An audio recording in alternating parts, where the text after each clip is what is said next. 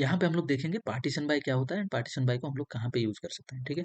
तो ये जो ओवर क्लॉज हम लोग यूज कर रहे हैं, और ओवर क्लॉज के साइड में एक फंक्शन ना होके भी इसके लिए हम लोग एक पैरेंथेसिस यूज करते हैं। तो इसका यूज केस तो हमने देखा था लास्ट सेशन में, कि इसके अंदर ये जो पैरेंथेसिस देते हैं इसके अंदर हम लोग ऑर्डर बाय क्लॉज मेंशन करते हैं। इसके लिए हमें इस मतलब ये जो पैरेंथेसिस हम लोग देते हैं इसका यूज केस ये है कि इसके अंदर एक ऑर्डर बाय क्लॉज हम लोग मेंशन करते हैं। क्यों ऑर्डर बाय क्लॉज हम लोग मेंशन करते हैं, आप लोगों को क्लियर होगा कल के सेशन से, ठीक है। तो अभी इसके अंदर इन टोटल हम लोग 3 क्लॉजेस यूज कर सकते हैं। जो ओवर क्लॉज है उसके जो पैरेंथेसिस है, सिर्फ ऑर्डर बाय क्लॉज नहीं, इसके अंदर और 2 क्लॉजेस भी हम लोग यूज कर सकते हैं। One is partition by and another one is rows and range clause. तो रोज एंड रेंज क्लॉज हम लोग बाद में देखेंगे, अभी हम लोग देखेंगे पार्टीशन बाय। पार्टीशन बाय कैसे काम करता है। तो पार्टीशन बाय लिखा जाएगा ऑर्डर बाय से पहले, ठीक है। पार्टीशन बाय लिखा जाएगा पार्टीशन बाय लिखा जाएगा ऑर्डर बाय से पहले, ओके। एंड पार्टीशन बाय यहाँ पे ये जो सिंटैक्स है, पहले पार्टीशन बाय रहेगा देन ऑर्डर बाय रहेगा। पार्टीशन हम लोग सब मैं यहाँ पे लेता हूँ partition by gender.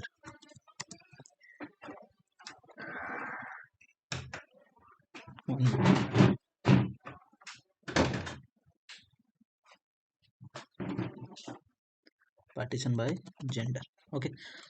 Partition by gender मैंने लिया, ऑर्डर बाय सैलरी, और वहीं रैंक ही निकालेंगे, लेकिन यहाँ पे हम लोग पार्टीशंस में डिवाइड, एक टेबल को, एक पूरा टेबल जैसे हम लोग एक ही आउटपुट में सारे रिकॉर्ड्स आ रहे हैं यहाँ पे, तो ये सारे रिकॉर्ड्स एक साथ ना दिखा के हम लोग क्या करेंगे, डिफरेंट पार्टीशंस में इसे डिवाइड करेंगे, ठीक है, जेंडर वाइज। तो देखो यहाँ पे जैसे मैंने यहाँ पे क्वेरी लिखा है partition by gender order by salary, ठीक है।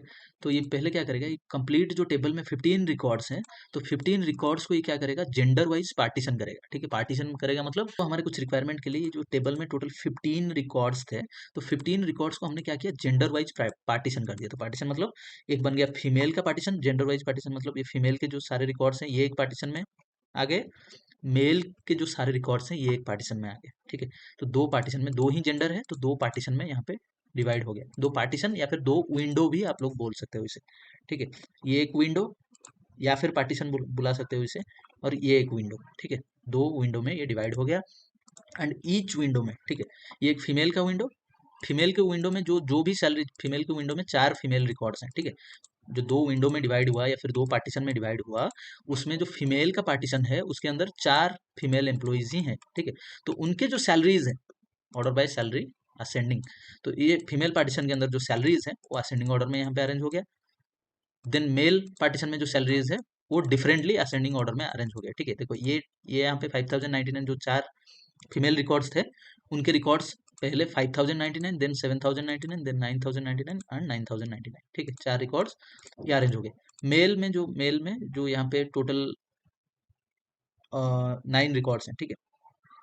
9 तो नहीं, क्या कितने हैं यहाँ पे, टोटल हमारे यहाँ पे 10 रिकॉर्ड्स हैं, ठीक है। 11 रिकॉर्ड्स हैं मेल कैटेगरी में, तो टोटल है 15। फीमेल में 4 रिकॉर्ड्स हैं एंड मेल कैटेगरी में टोटल 11 रिकॉर्ड्स हैं। तो ये जो मेल पार्टीशन के अंदर जो भी सैलरीज है ये क्या हो गए, असेंडिंग ऑर्डर में अरेंज हो गए, ठीक है। दोनों कंप्लीटली सेपरेट हो गए, फीमेल का अलग, ये मेल का अलग। तो इसमें से आप देख सकते हो कि ये मेल में जो सैलरी अरेंज हुआ ये 5000 से स्टार्ट हुआ, क्योंकि मेल का सबसे लोएस्ट सैलरी था 5000, तो ये यहाँ पे इसे अरेंज हो गया, ठीक है, असेंडिंग टू डिसेंडिंग। फिर जो रैंक फंक्शन हमने यूज किया है, ये क्या करेगा, विंडो फंक्शन इसे इसीलिए बोला जाता है कि जब हम पार्टीशन बाय जेंडर करते हैं यहाँ पे, तो पार्टीशन बाय क्लॉज क्या करता है कि जेंडर के हिसाब से दो पार्टीशन में या फिर दो विंडो में यहाँ पे टेबल को डिवाइड करता है। इंटायर टेबल को दो विंडो में यहाँ पे डिवाइड किया गया, ठीक है।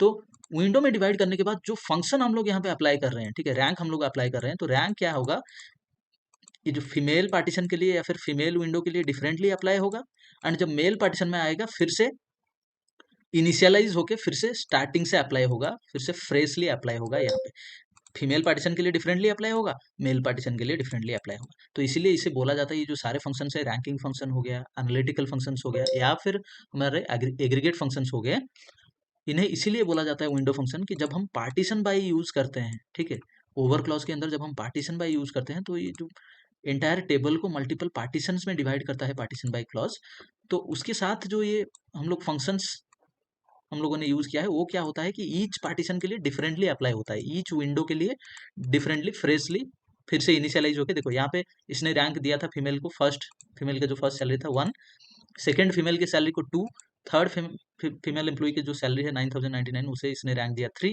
फिर से वही सेम सैलरी इसे मिला तो इसे सेम रैंक इसने दिया 3।